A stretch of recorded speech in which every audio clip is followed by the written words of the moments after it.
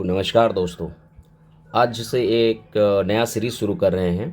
जैसे कि देखते होंगे कि काफ़ी सारा अभी लगातार एग्ज़ाम आने वाला है या चल भी रहा है। तो काफ़ी लोगों का एक डिमांड रहता है कि कैसे पढ़ा जाए, कैसे किया जाए या कैसे कवर किया जाए सब चीज़ का। देखिए, मैंने एक प्लान बनाया है। क्या चीज़ कि देखिए, होता क्या है ना कि हम लोगों को पास काफ़ी जोश में आकर के तो शुरू कर देते हैं पढ़ाई लिखाई, लेकिन बाद में जा कर के फिर धीरे धीरे जैसे हिस्ट्री ख़त्म हुआ तो पॉलिटी नहीं ख़त्म होगा, पॉलिटी ख़त्म हो गया तो बायोलॉजी नहीं ख़त्म होगा।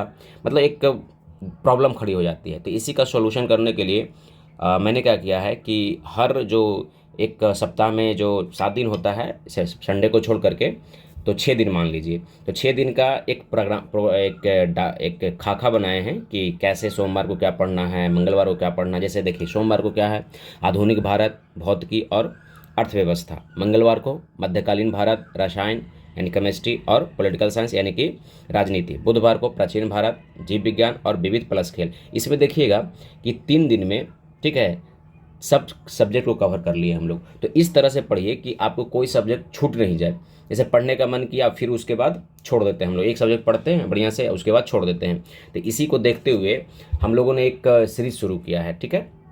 और इस सीरीज और इस सीरीज का नाम रहेगा पुष्पा सीरीज। याद रखना है क्या चीज़, पुष्पा सीरीज।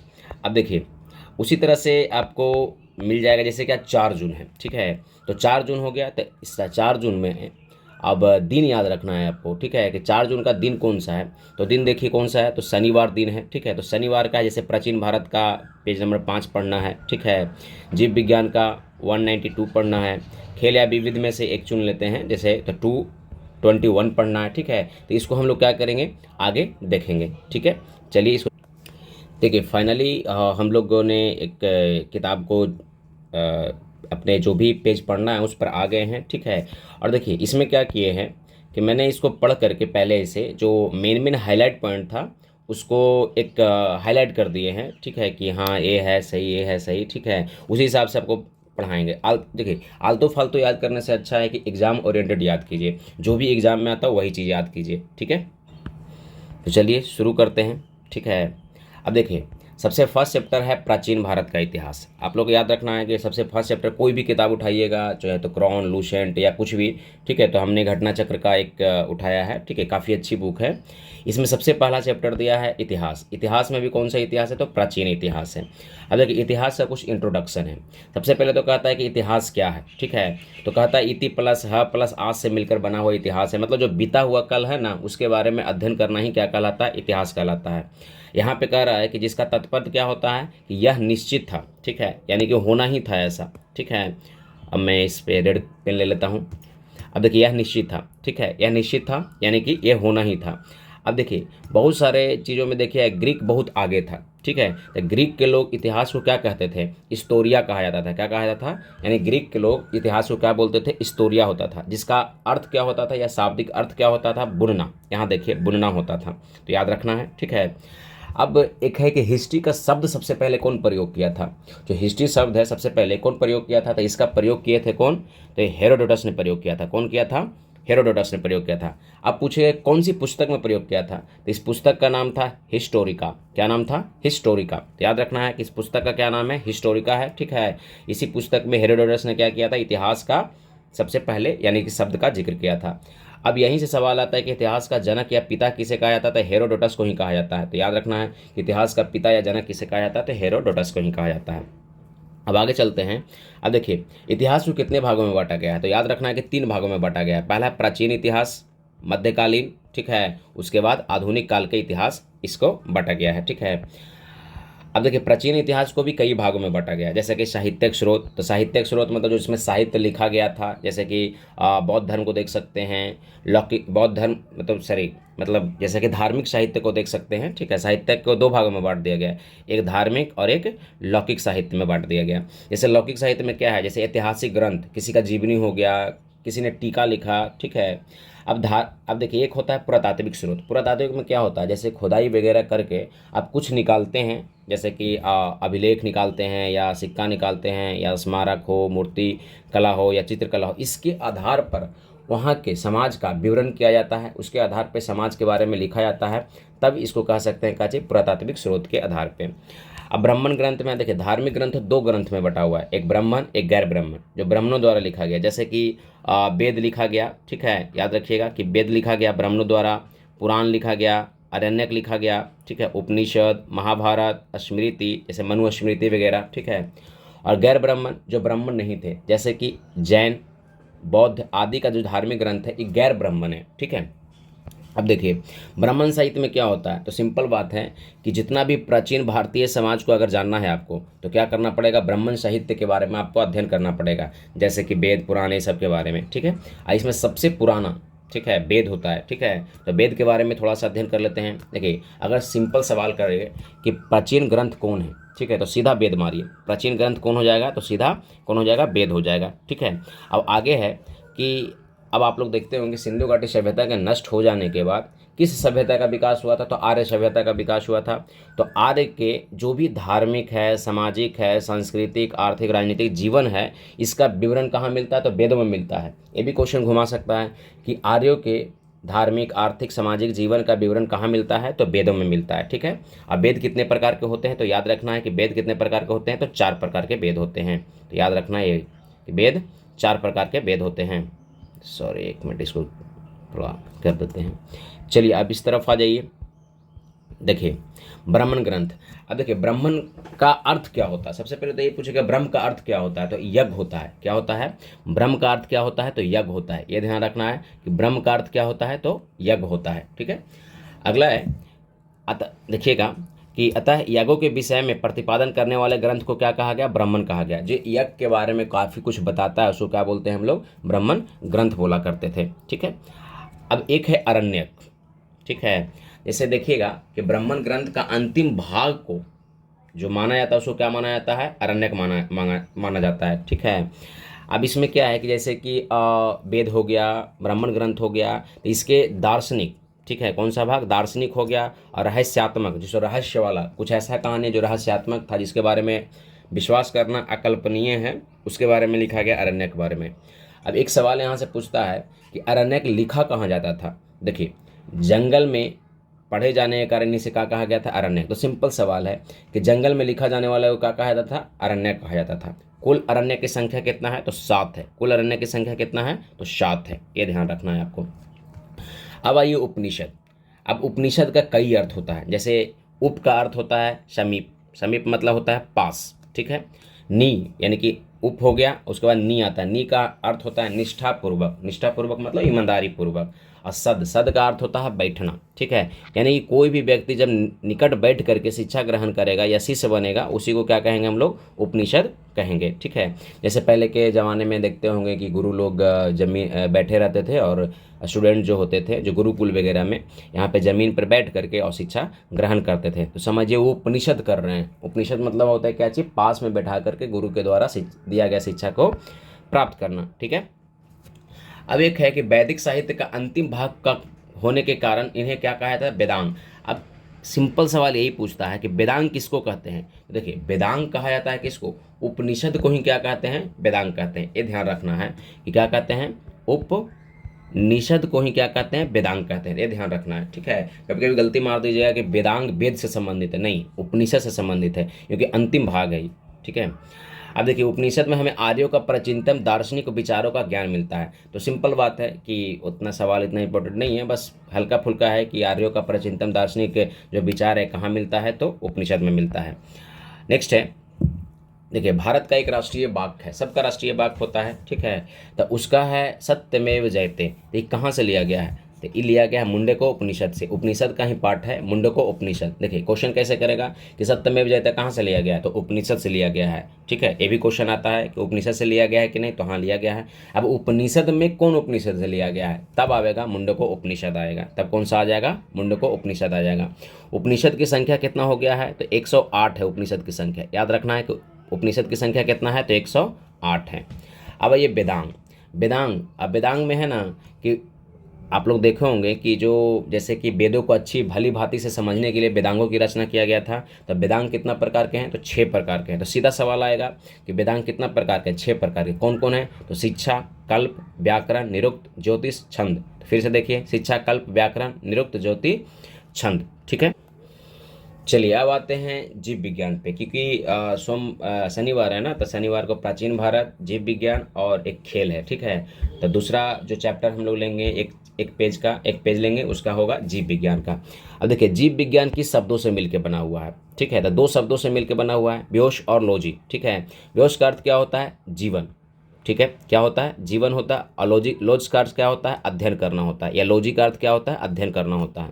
यानी कि जीव विज्ञान किसको कह सकते हैं? तो जीवन का अध्ययन ही क्या कहलाता है? जीव विज्ञान कहलाता है। ये बोल सकते हैं हम लोग। ठीक है, कि जीवन का अध्ययन ही क्या कहलाता है? जीव विज्ञान कहलाता है। अब देखिए, जीव विज्ञान का जैसे कि सभी जीवधारियों का अध्ययन किया जाता है, जैसे लिखा हुआ है यहाँ पे कि सभी जीवधारियों का क्या किया जाता है? अध्ययन किया जाता है। ठीक है, लेकिन यहाँ पे सवाल ये आएगा कि जीव विज्ञान का पिता कौन है? देखिए, जीव विज्ञान का ये ध्यान दीजिएगा, जीव विज्ञान का पिता कौन है? तो ये हैं अरस्तु। कौन हो गए हैं? अरस्तु हैं जीव विज्ञान का पिता। या तो फिर ये भी कह सकते हैं कि जंतु विज्ञान का पिता कौन है? तो जंतु विज्ञान का पिता भी कौन है? अरस्तु हैं। ठीक है, कौन है? अरस्तु हैं। ठीक है, दोनों का, जीव विज्ञान और जंतु विज्ञान दोनों का पिता कौन हो जाते हैं? अरस्तु हो जाते हैं। ठीक है, चलिए, इसमें ज़्यादा कुछ है नहीं पढ़ने के लिए। अब देखिए, इसमें क्या है ना कि आपको ये रटना पड़ेगा, जैसे कि जेरेंटोलॉजी किसको कहते हैं? तो इसमें बहुत सारा है। ठीक है, लगभग कितना हो जाता है? देखिए 23 है, तो 23 हम लोग नहीं रटेंगे। ठीक है, हम लोग रटेंगे डेली, मतलब हम इसको 5-5 लेके चलेंगे ताकि आपको सहूलियत हो याद करने में। ठीक है, तो अब देखिए, इसको हम लोग बड़ा कर देते हैं। देखिए, पहला है जेरेंटोलॉजी। पहला क्या है? जेरेंटोलॉजी है। पहला जेरेंटोलॉजी है। अब जेरेंटोलॉजी में क्या अध्ययन किया जाता है? जैसे कि देखिएगा, मनुष्य बूढ़ा हो रहा है, बुढ़ापे का क्या कारण है, नहीं है, इसका अध्ययन किस में किया जाता है? जेरेंटोलॉजी में किया जाता है। इसका अध्ययन किस में किया जाता है? जेरेंटोलॉजी। तो याद रखना, जेरेंटोलॉजी बुढ़ापा या बुढ़ापे का अध्ययन करना, मनुष्य में जो भी बुढ़ापा आ जाए। नेक्स्ट है पेडोलॉजी। नेक्स्ट क्या है? पेडोलॉजी। तो देखिए, पेडोलॉजी में किसका अध्ययन किया जाता है? तो मृदा का अध्ययन किया जाता है। ठीक है, मृदा का निर्माण कैसे होता है, ये सब का अध्ययन किस में किया जाता है? पेडोलॉजी में किया जाता है। और थर्ड है लिथोट्रिप्सी। ठीक है, ऐसे पूछता नहीं है, फिर भी देख लीजिए, आप लोग याद कर लीजिए कि लिथोट्रिप्सी। ठीक है, इसमें गुर्दा उर्दा जैसे कि मूत्राशय सब वगैरह है ना, इसमें जो तो इलाज किया जाता है, इसका अध्ययन किया जाता है। तो उतने इंपॉर्टेंट है नहीं। ठीक है, मेरे हिसाब से तो उतना इंपॉर्टेंट नहीं, आज तक देखे नहीं है क्वेश्चन में इसका। नेक्स्ट है एग्रो एस्ट्रोलॉजी। एग्रो एस्ट्रोलॉजी, तो एग्रो एस्ट्रोलॉजी में क्या अध्ययन किया जाता है? तो घासों का अध्ययन किया जाता है। जैसे देखते होंगे कई प्रकार के घास आता है। जैसे देखिए, अमेरिका में घास कोई और मिलता है, ऑस्ट्रेलिया में घास कोई और मिलता है। तो इसका अध्ययन करना क्या कहलाता है? Agro astrology. एग्रो मतलब क्या होता है? घास होता है। ये ध्यान रखना है कि एग्रो मतलब क्या होता है? घास होता है। एस्ट्रोलॉजी मतलब अध्ययन होता है एक तरह से। तो एग्रो एस्ट्रोलॉजी में किसका अध्ययन किया जाएगा? तो घासों का अध्ययन किया जाएगा। नेक्स्ट है बायोमेट्रिक। आजकल सुन रहे होंगे कि बहुत सारा कि जो अटेंडेंस वगैरह को लेने के लिए बायोमेट्रिक का प्रयोग किया जाता है। ठीक है, तो बायोमेट्रिक में क्या अध्ययन किया जाता है? तो गणित एवं सांख्यिकी तकनीकों का जो जीव विज्ञान में अध्ययन के लिए उपयोग से किया जाता है। जैसे कि देखिए, गणित और सांख्यिकी का उपयोग जीव विज्ञान में कैसे होगा, इसको क्या होता है? बायोमेट्रिक में किया जाता है। आप लोग सुने होंगे बायोमेट्रिक में फिंगरप्रिंट लिया जाता है। ठीक है, तो चलिए, हम लोग 5 को देख लिए। ठीक है, लेकिन इसको हम, चलिए देखिए, आते हैं कोशिका। देखिए, कोशिका विज्ञान बहुत बड़ा चैप्टर है। ठीक है, और मोस्टली यहाँ से क्वेश्चन लगभग आपको जितना बायो में पूछ रहा है ना, उसका लगभग 20 से 40% यहीं से क्वेश्चन आप बन जाता है। ठीक है, तो देखिए, सबसे पहले सेल है यानी कोशिका है। तो कोशिका किसको कहते हैं? तो कोशिका जीवन की सूक्ष्मतम संरचना है। तो यही ऑप्शन आएगा कि बताइए कोशिका क्या है? तो जीवन की सबसे सूक्ष्मतम संरचना कौन होता है? तो कोशिका होती है। सबसे छोटी कोशिका कौन होती है? तो माइकोप्लाज्मा ग्लेसिटिकम। ठीक है, ग्लेसिटिकम। ठीक है, आगे देखिए, और सबसे लंबी कोशिका कौन होती है? तो सबसे लंबी कोशिका कौन हो जाती है? तो तंत्रिका तंत्र हो जाती है। तो याद रखना है कि सबसे लंबी कोशिका कौन है? तो तंत्रिका तंत्र है। सबसे बड़ी कोशिका कौन है? शुतुरमुर्ग के अंडे है। ठीक है, तो याद रखना है क्या चीज़? देखिए, 3 कोशिका के बारे में हम लोग अध्ययन कर चुके हैं। ठीक है, सबसे छोटी कोशिका कौन है? माइकोप्लाज्मा है। ठीक है, सबसे छोटी कोशिका माइकोप्लाज्मा है। और सबसे लंबी, ठीक है, तंत्रिका तंत्र। आप लोग देखे होंगे शरीर में काफ़ी तंत्रिका तंत्र है, तो उसी के बारे में कह रहा है। ठीक है, कि सबसे लंबी कोशिका कौन हो जाएगा? तंत्रिका तंत्र हो जाएगा। ठीक है, तंत्रिका तंत्र हो जाएगा। और बड़ी कोशिका कौन हो जाएगा? तो शुतुरमुर्ग के अंडा। ठीक है, शुतुरमुर्ग क्या हो जाएगा? अंडा हो जाएगा जो सबसे बड़ी कोशिका हो जाएगी। ठीक है, अब देखिए कोशिका दो प्रकार से होती है। ठीक है, कोशिका कितने प्रकार की है? दो प्रकार की, एक है प्रोकैरियोटिक कोशिका, एक है यूकैरियोटिक कोशिका। तो प्रोकैरियोटिक कोशिका और यूकैरियोटिक कोशिका। अब प्रोकैरियोटिक कोशिका है ना, ये अविकसित है। क्या है? तो अविकसित है। ठीक है, विकसित है। ठीक है, मतलब इसका विकास नहीं हुआ है। ये पूरी तरह से यूकैरियोटिक कोशिका क्या है? विकसित है। ये पूरी तरह से क्या हो चुका है? विकास हो चुका है इसका। ठीक है, तो इसके बारे में देखिए यहाँ पे अध्ययन करते हैं हम लोग। देखिए एक चीज़ ध्यान रखिएगा कि प्रोकैरियोटिक कोशिका विकसित है, तो इसमें देखिएगा जितना भी चीज़ मिलेगा ना आपको अनुपस्थित मिलेगा। तो याद रखिएगा प्रोकैरियोटिक कोशिका में क्या डालना है? तो अनुपस्थित। ठीक है, और यूकैरियोटिक कोशिका में जितना भी चीज़ है सब में उपस्थित है। ठीक है, बस दो तीन वो पॉइंट याद रखना है। क्या कि कोशिका भित्ति मतलब प्रोकैरियोटिक कोशिका की कोशिका भित्ति किसका निर्माण होता है? तो प्रोटीन का होता है और कार्बोहाइड्रेट का बना हुआ रहता है। तो ये ध्यान रखना है कि कोशिका भित्ति का निर्माण प्रोकैरियोटिक कोशिका में किसका होता है? तो प्रोटीन का और कार्बोहाइड्रेट का। और यूकैरियोटिक कोशिका में सेलुलोज का बना होता है। किसका बना होता है? सेलुलोज का बना होता है। और एक है राइबोसोम।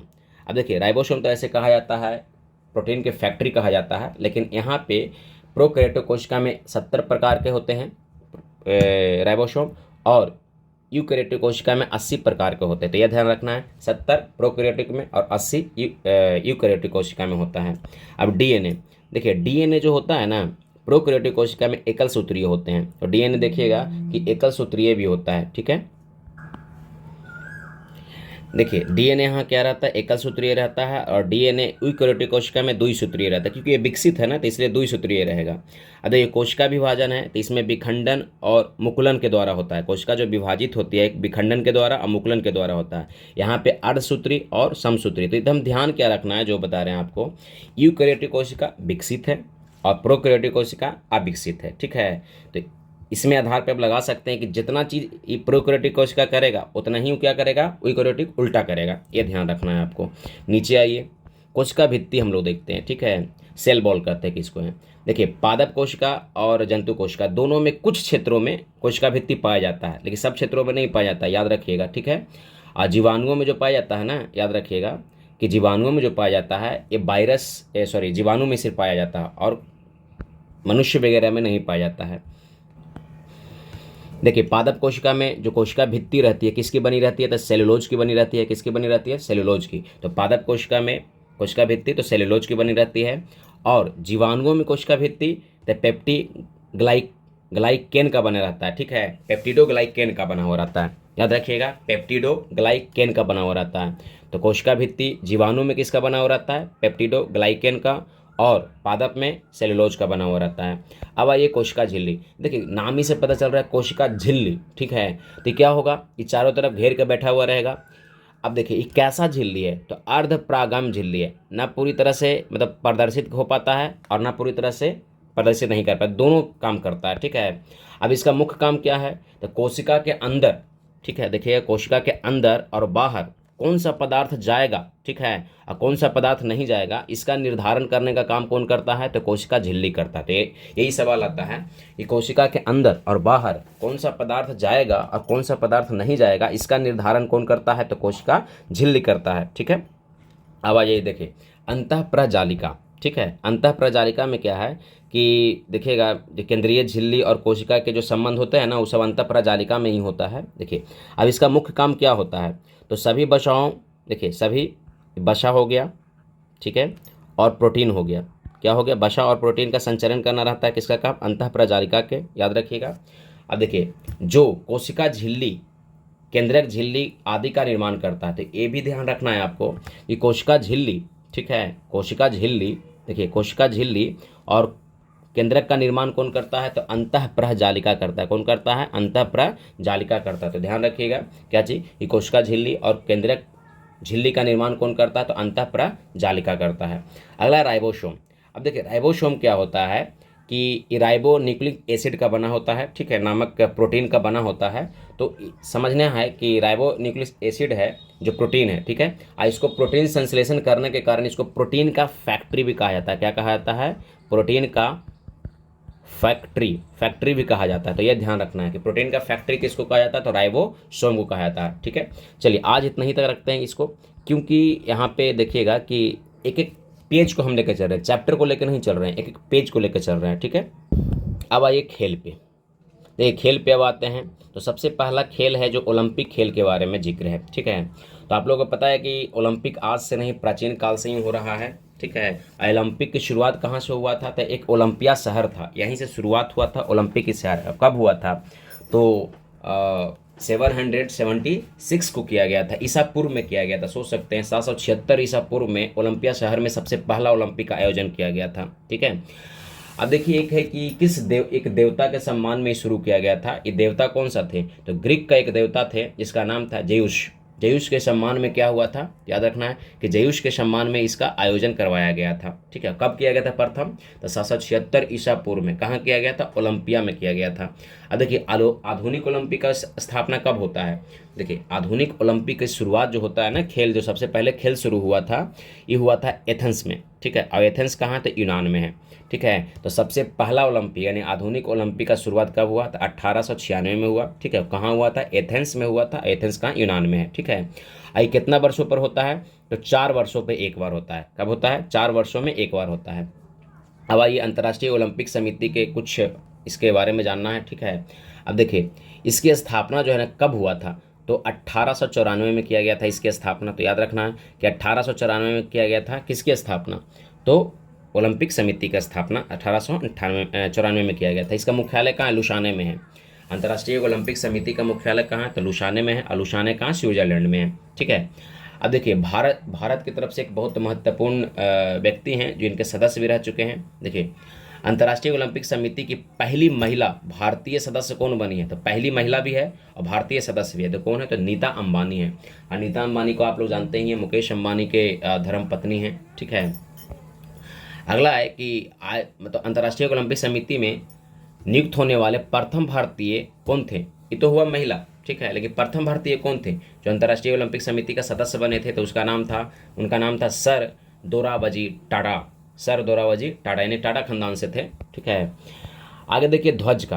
देखिए यहाँ से ऐसे क्वेश्चन नहीं आता, पर भविष्य में देखिए क्वेश्चन कहाँ से आएगा किसी की संभावना किसी को पता नहीं है। ठीक है, अब देखिए ओलंपिक ध्वज चिन्ह, इसके बारे में देखते हैं। देखिए ओलंपिक ध्वज का निर्माण सबसे पहले किसने किया था, तो पियरे डी कुबरतीन ने किया था। पियरे डी कुबरतीन ने किया था। ऐसे अपनाया कहाँ गया था, तो इसको अपनाया गया था कहाँ, देखिए ये हो गया, इसको अपनाया कहाँ गया था, एंटवर्प ओलंपिक में हुआ था। अब एंटवर्प ओलंपिक कब हुआ था, 1920 में हुआ था। ठीक है, तो इसको थोड़ा सा ध्यान रखना है आपको, और इसमें है कुछ नहीं। इस तरफ आ जाइए।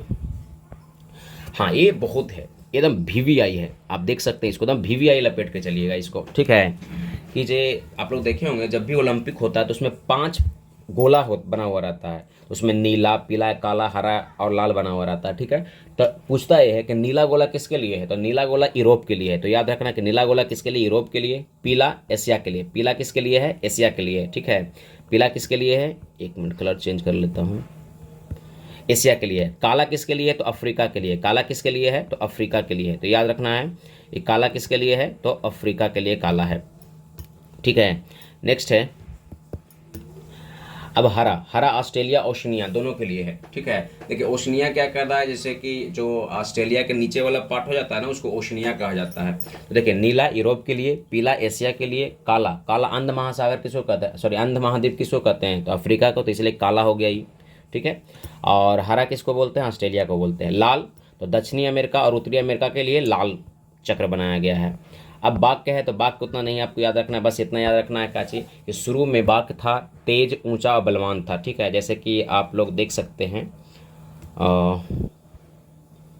हाँ, तेज, ऊंचा और बलवान, तेज, ऊंचा और बलवान। लेकिन 2021 के जो ओलंपिक हुआ ना, इसमें एक बर्ड को जोड़ दिया गया जिसका नाम था टुगेदर। तो ये भी सवाल पूछ सकता है कि हाल ही में ओलंपिक में एक बर्ड को जोड़ दिया गया, तेज, ऊंचा और बलवान के अलावा एक बर्ड को और कौन सा जोड़ा गया, जिसका नाम है टुगेदर। टुगेदर का मतलब क्या होता है, कम्युनिटर। ठीक है, मतलब आपस में एक तरह से साथ साथ लड़ना। जैसे अब क्या हो गया है, पहले था तेज, ऊंचा, जैसे तेज था, ऊंचा था और बलवान था। अब इसका नाम हो गया है काची, तेज, ऊंचा और बलवान और सबके साथ, सबके साथ साथ। ठीक है, सबके साथ साथ, ये 4 वर्ड हो गया। तो अब आदर्श वाक्य में कितना आ गया है, तो 4 वर्ड आ गया है। कौन कौन, तेज, ऊंचा, बलवान और सबके साथ साथ। अब है मशाल। आप लोग देखे होंगे कि ओलंपिक में मशाल जलाने की परंपरा था। अब सवाल ये आता है कि मशाल जलाने की परंपरा सबसे पहले कहाँ हुआ था? तो ये कहाँ हुआ था? 1936 में हुआ था और बर्लिन में हुआ था सबसे पहले, ठीक है। अब बर्लिन कहाँ है जी? तो जर्मनी में है, याद रखिएगा बर्लिन कहाँ है? जर्मनी में है। अगला है शुभंकर। आप लोग देखे होंगे कि शुभंकर शुरू करता है, ठीक है। तो शुभंकर सबसे पहले कहाँ हुआ था, यानी शुरुआत कहाँ हुआ था? तो मैक्सिको ओलंपिक में हुआ था सबसे पहला शुभंकर का शुरुआत। तो शुभंकर का सबसे पहला शुरुआत कहाँ हुआ था? मैक्सिको ओलंपिक में किया गया था, 1968 में किया गया था। तो ये भी याद रखना है कि शुभंकर शुरू कहाँ से हुआ? तो मैक्सिको ओलंपिक से हुआ। अब आते हैं कि महिलाओं का सबसे बड़ा क्वेश्चन है कि महिलाओं को कब से इस प्रतियोगिता में भाग लेने के लिए एक मतलब ऑर्डर दिया गया था, ठीक है। तो ये हुआ था पेरिस ओलंपिक में। कहाँ हुआ था? पेरिस ओलंपिक 1900 में। 1900 में कहा है कि महिलाएं भी भाग इसमें ले सकती है, किसमें? ओलंपिक में, ठीक है।